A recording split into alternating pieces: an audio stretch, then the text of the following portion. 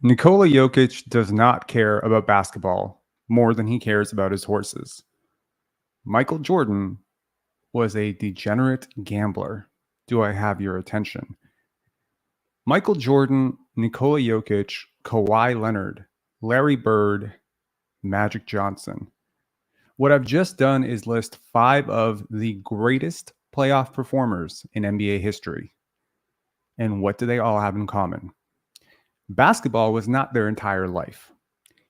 During the course of this conversation, which I've been wanting to have for a very long time, I not only want to change, perhaps slightly, perhaps majorly, the way you look at sports, I also may, if you give it some time and you give it some patience, change the way you look at your life. If you're new around here, my name is Robert. This is Pensari Basketball. Grab your coffee and let's get to it. Hit that sub up, hit the like on your way in. Helps get more people into this.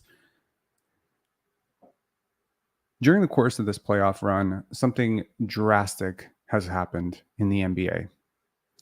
The suddenly marketless, unmarketable star, Nikola Jokic, that no one wanted to watch play, everyone found boring, suddenly became a bit of a cult hero for family men everywhere because of his open, remarkable candor and admission that basketball was not his whole life.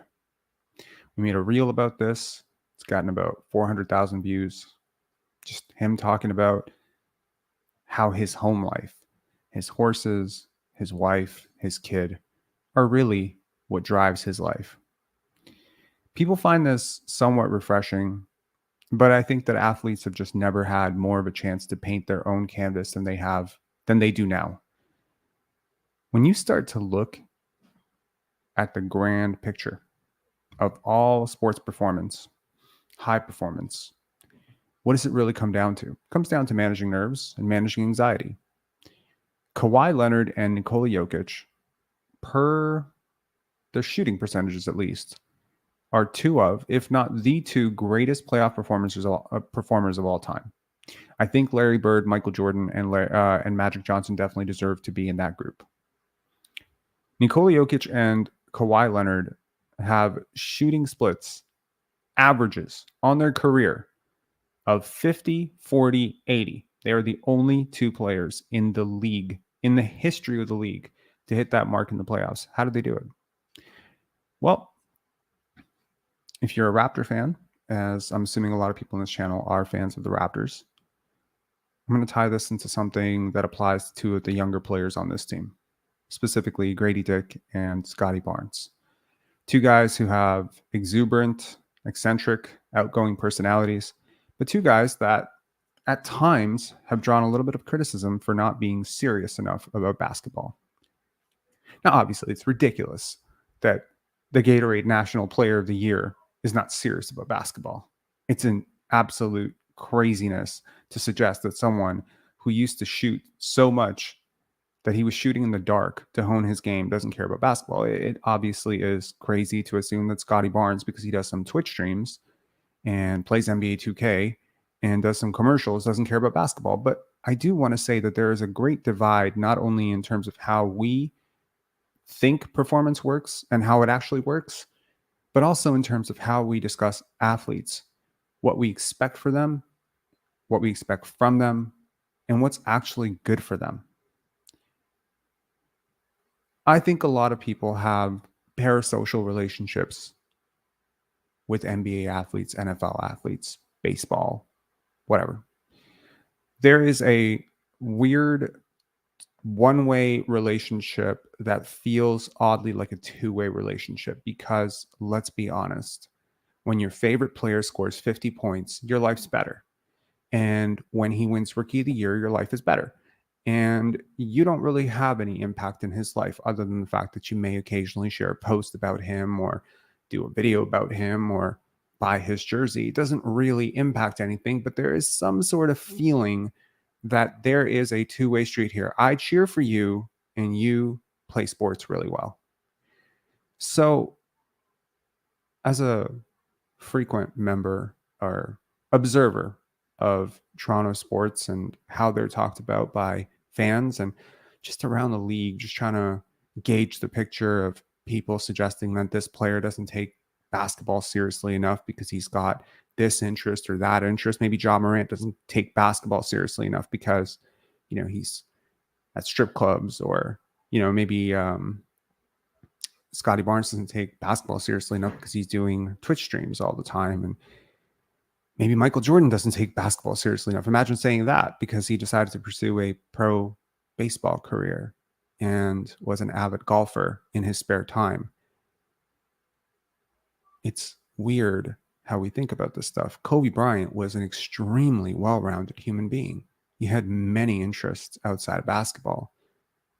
But the way athletes are marketed to us, especially the top performers, you would think that Kobe Bryant pretty much lived to play basketball, that everything he did was basketball. It didn't matter that his daughters were his life, that Vanessa was the love of his life, that he pursued rap early on.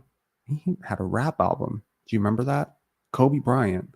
Yes, Mamba mentality, works 6 hours a day. He had a rap album. He had an interest in MMA, boxing. Larry Bird, avid golfer, outdoorsman, had a very diversified and well-rounded life outside of basketball. Magic Johnson, party kid, lots of women, really into the parties, really into the commercials, really into the hoopla of celebrity life. Didn't stop any of these guys from being great basketball players. But we have an assumption that these guys should lock themselves in the gym and do nothing but shoot baskets all day long. And that if they don't do that, somehow they're selling their potential short. And I want to ask, where does this come from? Really, I think it comes from us assuming that if they worked, practiced more, they'd be better. That there's some sort of weird assumption that Malachi Flynn or Delano Banton or Bruce Brown, if they struggle, it's because they didn't work hard enough. All NBA athletes, to some extent, work very hard. The question then becomes, how does their mind respond to all of that work and memorization? Perhaps none of us are NBA athletes, so this example feels very abstract. But let me introduce the first of a few things, the backwards law. It's a very interesting thing, and I want you to just take a look at this. The desire for more positive experience is itself a negative experience. And paradoxically, the acceptance of one's negative experience is itself a positive experience. That is, in my experience, very true. But that does not sound like something that most people live their life by.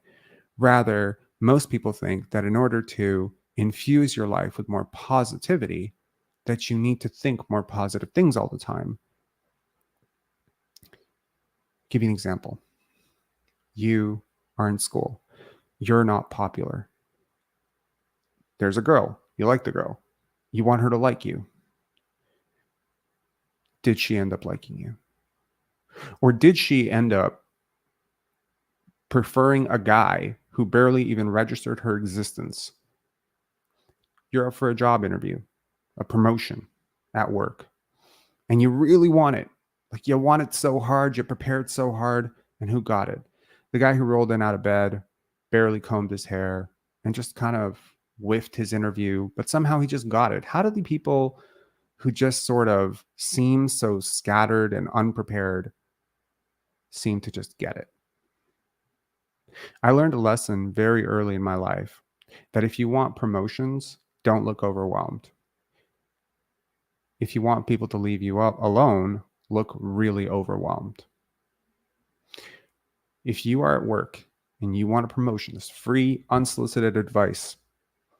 If you want a promotion, never tell people how hard you work. Never. Make it look like you have an abundance of free time. Never stay late. Always show up on time, do work behind the scenes, look like you could handle 500 times more, and I promise you someone will give you a promotion within a month. But what do most people think that you should do? Most people think you should look extremely frustrated and really busy so people know how hard you're working. But that's the problem here. Do the work behind the scenes. Show people something else. Michael Jordan, if you just believed the NBA marketing about him, lived in the gym all the time. Well, then where did he find the time for those late night gambling trysts? The cigar smoking, pro athlete who smokes cigars. That's not taking your body very seriously, is it? Nikola Jokic is just remarkably upfront about this stuff. But a lot of athletes have had massive elements of their life that have nothing to do with their sport. It's actually very important. And I'll tell you why. Because this comes down to the mind of a high performer. Let me show you the mind of a high performer. This is the anxiety pyramid, or you call it the anxiety cycle. It's the anatomy of anxiety. Okay. And this is going to be a minor, very minor, my uneducated, dumbass opinion of this before I bring on my friend who is a neuroscientist this weekend and we release a video that is going to dazzle you next week. And it's something I've been looking forward to for months now. And I'm so happy she agreed to do it. But she's going to come on and she's going to explain all the things that I'm too stupid to explain right now. But the short end of this is that anxiety can cripple the brain, not only in the preparation process, but also in the performance process. So take a look here at the anterior. There you go. Can't even say the word, right? Cingulate cortex amplifies fear signals from the amygdala in anxiety disorder malfunctioning ACC hyperactivates the amygdala. So the amygdala is responsible for responses to fearful stimuli. In persistent anxiety, the amygdala increases in size, boosting responses to scary stimuli. So basically, this is like the brain swells in a very clear way. It's sort of, yeah. This creates fight or flight, racing heartbeat, stress hormone boost, digestion shutdown. To put this very simply, and you can definitely go back to that, when you're anxious, you have memory problems. Your logical thinking and decision making weaken. You have an increased risk of developing other mental disorders, and you have an impaired emotional regulation and increased sensitivity to threats. What's a threat? Missing a basket is a threat. If basketball is your whole life and you put that much pressure on making a basket because you think that if you put maximum pressure, if you make this shot, it's life. And if you miss it, it's death. If you make it that serious, you will always miss the shot. It's true. Try it. The next time you're playing a game, really try to amp up the stakes and see if your mind can even focus on the hoop, or is it stuck? You know, they say that confidence is such an important thing in basketball. Self-awareness is such an important thing in basketball. But a lack of anxiety and a lack of stress is also such an important thing in basketball. Keeping things light, laughing. While it may seem to you that someone who laughs on the bench while their team is down 5 is not taking their job very seriously, I assure you they are doing more for their team's overall performance and potential resurgence than someone who is sitting there stone-faced, angry at everybody, yelling at people, and being really stressy. Because stress does not help. Now, stimulation can help. This brings me to Scottie Barnes. Every single time that Scottie has faced something where the stakes are higher, whether it be a state championship, whether it be the playoffs, whether it be the play-in game against Chicago, he has done well. In almost all cases, he has done well. Contrasted especially to most young players who tend to struggle in their first playoff run. He had a triple-double in his playoff debut if he doesn't step on Joel Embiid's foot. How does he do it? Well, simple. He channels all of that adrenaline and all of that charge, and he turns it into excitement. That's important. Take a look at this. This is how anxiety affects sports performance. Anxiety before or during athletic competition can interfere with your performance as an athlete. So this is from the Very Well Mind. The coordinated movement required by athletic events becomes increasingly difficult when your body is tense. Okay. So shooting becomes hard, defense becomes hard, concentration on what play is being run. All of these things become really hard when you stress yourself out.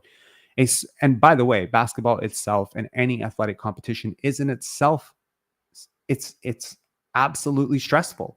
Like, it stresses your body.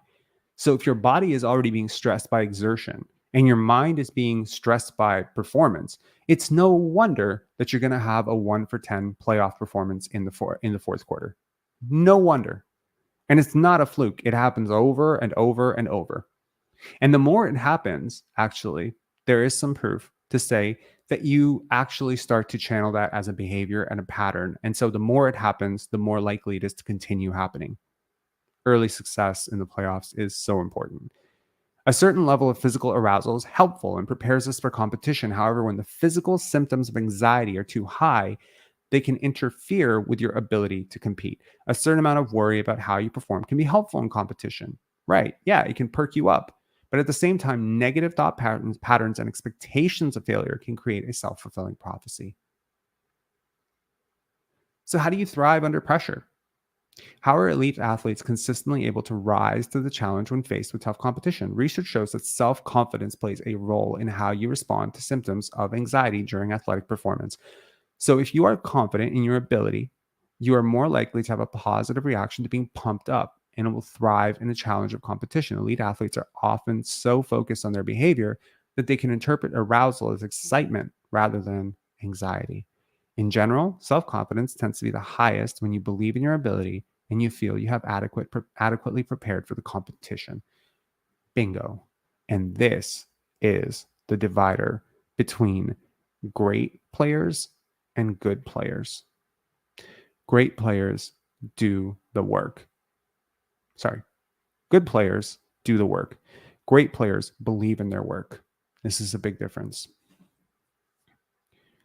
Kobe Bryant has become a cult hero since his passing. Not that he wasn't a cult hero before his passing, but he has become a serving reminder. Every time you scroll through TikTok, Instagram, you are met with a Kobe quote on Mamba mentality and performance.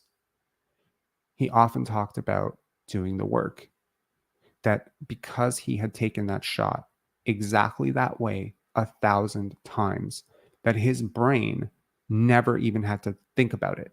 There was no anxiety. Kobe Bryant played the game with zero anxiety. That's what the Mamba mentality was, right? Jack Armstrong's direct quote about Scottie Barnes in his first playoff performance: he plays with zero anxiety. That was immediately apparent. He had no nerves. You see it with players. You see it all the time. The ball is a little bit loose in their hands. They're a little bit, whoa, slow down. You see it right away. You didn't see that with him. And you don't see that with Nikola Jokic at all. It doesn't feel like the playoffs are any different than the preseason for him. Why? Because basketball's not life and death for him. And because he's done the work. And he believes in the work. Nikola Jokic is a very hard worker. People often look at his body and assume that he doesn't work very hard. He works extremely hard. But that's habit.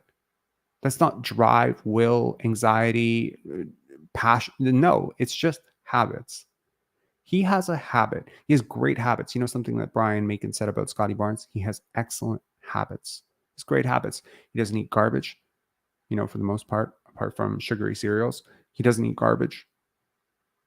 When he's getting his sleep, all of his habits are great. He's in the training facility. He's getting his stretching done. He hits the gym. He takes care of his body. He's never come into a single season out of shape ever. Go check it. High school all the way to NBA. He's never come in out of shape, despite what Doug Smith wants you to believe. He has great habits. If you have great habits with a calm mind, you have the recipe for an elite playoff performer. And that's my thought on that. Please look out for the video that we drop next week, where I'm going to be sitting down with one of the smartest people that I know. I'm so looking forward to this. And we're going to go right through it. We're going to talk about what athletes can do to help prepare their brains, neuropriming. We're going to talk about so many things. I was about to say I'm so anxious. I'm not anxious. I'm excited. I'm so excited. And I do want to reflect this back on something in my own life. Look, for a very, very long time, I was a very anxious kid. Obviously, I had a lot of nerves before a big test because I was raised under the belief that that is a good thing, that it means you care, that being anxious, and there was dire consequences. My self-worth was tied to whether or not I failed or passed that exam. My self-worth was tied to whether or not my teammates would celebrate me for making that shot or hate me for missing that shot. And with that type of anxiety, it's no wonder you dribble the ball off your foot, toss it out of bounds, or airball a three, because your nerves get the best of you. Now, we usually assume that extreme high performers simply do not have these nerves. They've simply put in too many hours, 10,000 hours.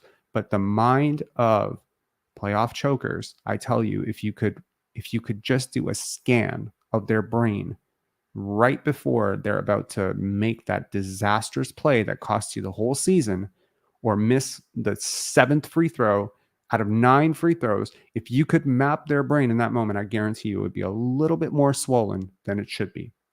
And that's because of anxiety.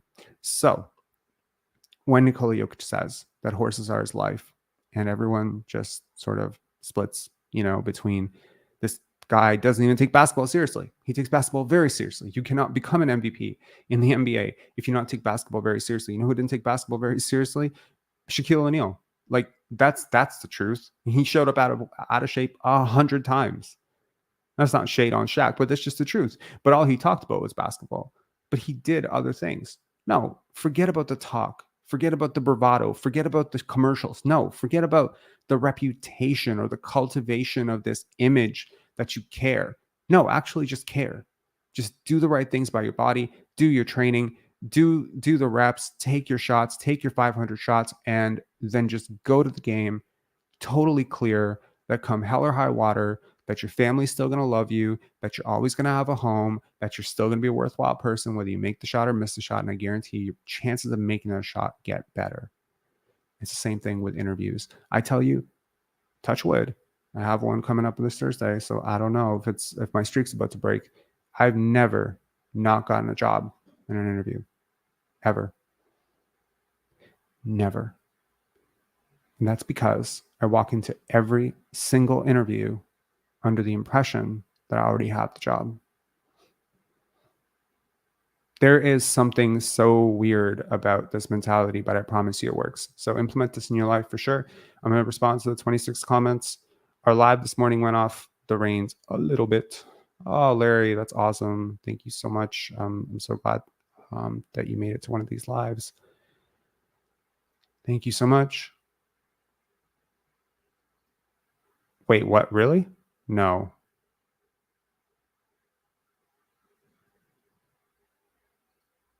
Wow.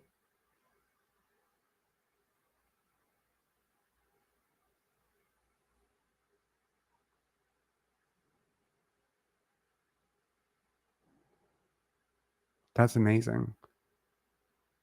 That's awesome. That's great. I'm happy for him. This is great for Canadian basketball. I love Jordy Fernandez.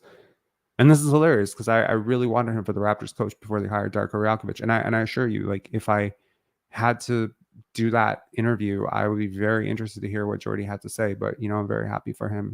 He's everything I researched on him. He seemed like a great person. So I'm really happy for him. Exactly. Yay. Oh man. We all handle stress a little different. Kawhi, for example, was a pretty stone face, but that doesn't mean that everyone should be like that. Yeah, for sure. But I mean, look at Kawhi, right? Like his life is so much more than just basketball. He cares about his family. He has a life. I mean, we don't have much of an insight into Kawhi's life. He doesn't share a lot, but you can gather that basketball is not everything for him, that he's kind of stoic, that whether he makes the shot or misses the shot, it's not going to break his life or make his life. And that's great. You know, the internet lost its mind when Derrick Rose said that life was bigger than just basketball, that he wanted to think about life after basketball. And people were like, no, that's stupid. That's crazy. You can't. But that's also why Derrick Rose is such a great performer, and it's why he won MVP, and he was so ready for that moment, and unfortunately his body broke down. But your life's got to be more than just the sport. You cannot. I guess my point is, you can be passionate about a sport. You can work really hard at it. You can put 8 hours, 6 hours, whatever you want to put into it. But if failing or succeeding in that sport becomes the basis for whether or not you're a worthwhile person, I think that adds too much pressure.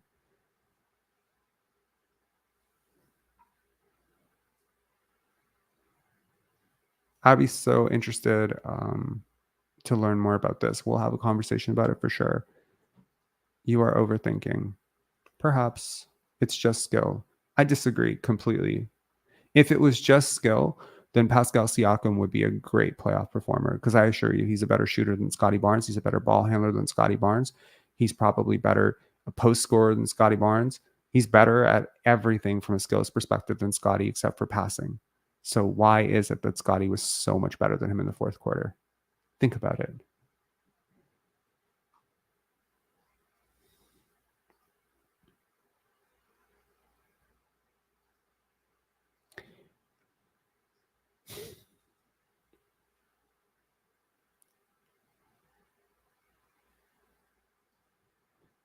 Right. So it's not that they had no fear. I want to just clear that up. I don't think if you could ask Michael Jordan, did you have any fear ever? That if, he put a lie detector to him, I'm sure he would tell you yes. But what he called it, what Greg Popovich calls it, is appropriate fear. So appropriate fear is striking a balance between too much and too little. When you have too little, you relax, and that can be very dangerous, especially in a competitive sport, but maybe more so even in martial arts, right? If you go into a boxing match and your adrenaline is low and you don't have any fear of your opponent, there's a very good chance you could die in the ring. Joe Rogan's talked about this a lot. So you need to have a certain amount of fear. But once the fear becomes too great, right? That is when I think it overwhelms your senses, and you tend to find the inverse effect where you start to underperform. So, anyways, I just wanted to say that to anyone who's thinking of taking the position that Grady does too many TikToks, or that Scottie plays too many video games, or that Scottie needs to do less commercials, or Grady needs to do less commercials, or these guys need to laugh less and joke less, I just want to say, please don't, because these are great things, right? These are great things. They keep that anxiety level low, and as long as they do not interfere with the work that they're supposed to be doing, then I think you should just let them do it, because it's great and it works. And I think both Scottie and Grady have the mindset of players who will do very, very well in tight situations down the stretch. Anyways, anytime in my Larry says, anytime in my career where I let my sport become bigger than my life, I underperformed. When I had things in perspective, I always overperformed. I agree with this completely. I tell you, there are certain times when I come into a live, and these lives are very anxiety inducing generally for people who maybe aren't as comfortable talking in a camera. And maybe that's one of the biggest reasons why I was so afraid to do them initially. I used to just say, like, they're lazy, they're this, they're that. But actually, they were just terrifying. All the things that can go wrong in a live setting. You can totally stammer. You can lose your train of thought. You can have a disruption. A fire alarm could start right now. How will I deal with that? So I think that the minute I got over it, the fear of it, and I just said, look, whether the live goes well or not well, number one, it doesn't matter, because it's not death. And number two, you can always do another live and it's going to be fine. And the minute I did that, I had no more pretense and no more anxiety. And now I can come into these lives and be myself. Authentically, I can be myself. and I can speak from a position of comfort, hopefully. And sometimes, and this is not shade on other people, sometimes I see people trying to be very performative, on the camera. They try to puff themselves up, they try to be really big, they try to appear a certain way and give a certain impression. And I think that all of that is well and good, because obviously they have a lot vested in the illusion of it, right? They want to create the veneer because they're hiding behind the veneer. And I think that, I guess what I'm trying to say is that I've had a lot of success with women in my life that most of my friends, if they were being brutally honest, would say I had no business ever dating. That's just the truth, right? People are like, "Hey, you're not that tall, you're not that good looking. How come that girl's into you, or that job? How did you get that job?" And I think this has just been sort of the secret of my life after I got over my teenage anxiety, was just this belief of, number one, if you do the work, let everything else take care of itself, right?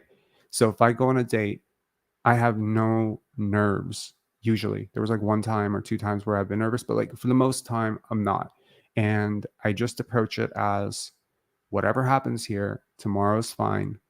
And I'm still fine. Like, I'm still good. And yeah, weird flex, but okay. It's not a weird flex.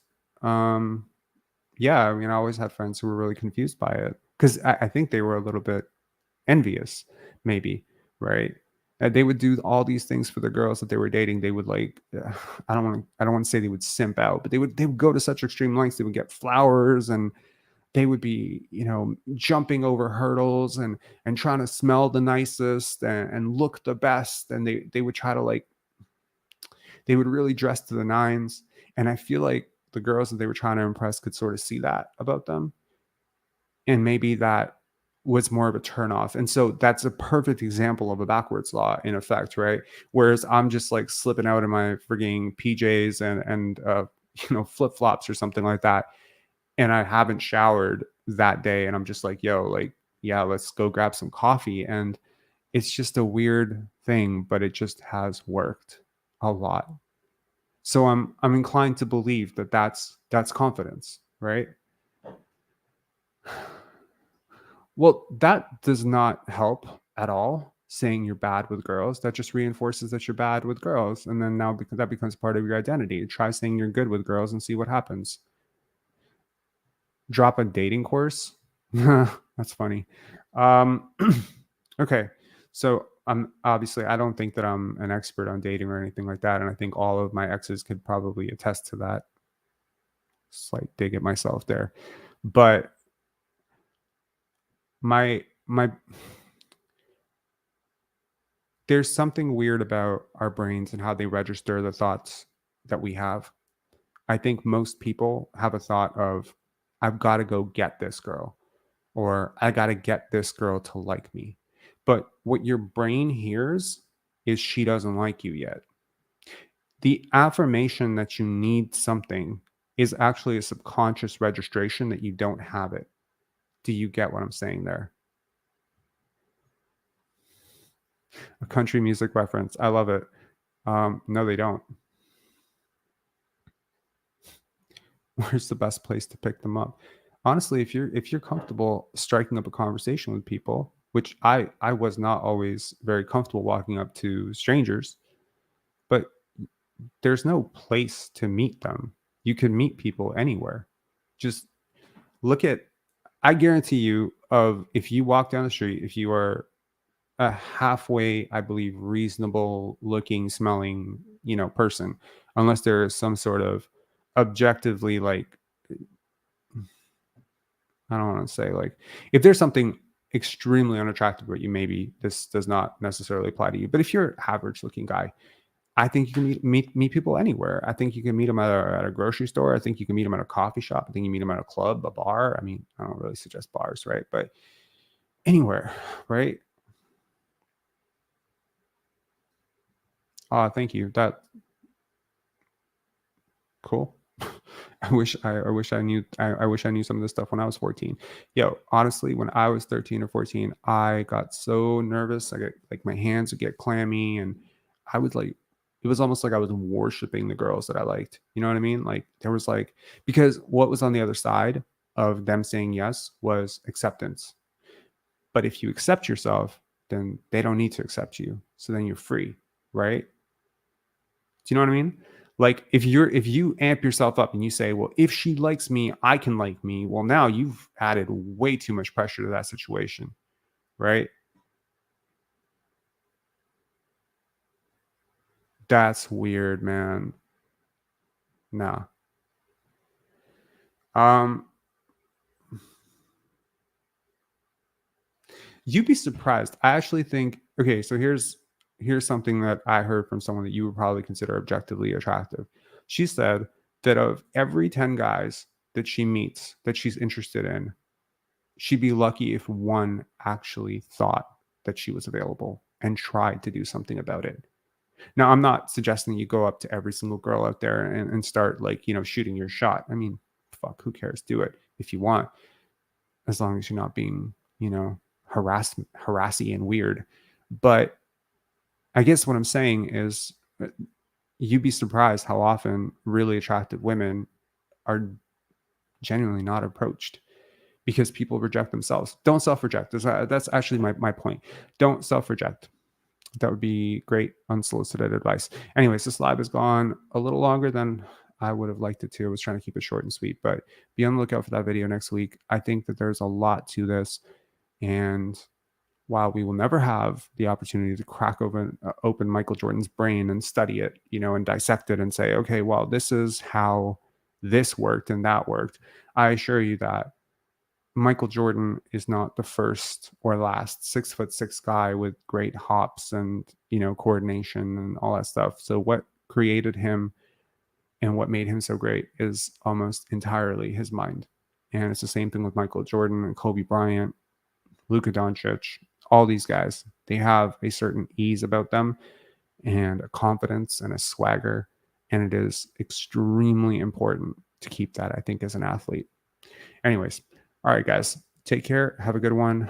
And subscribe if you haven't already. We are growing really fast.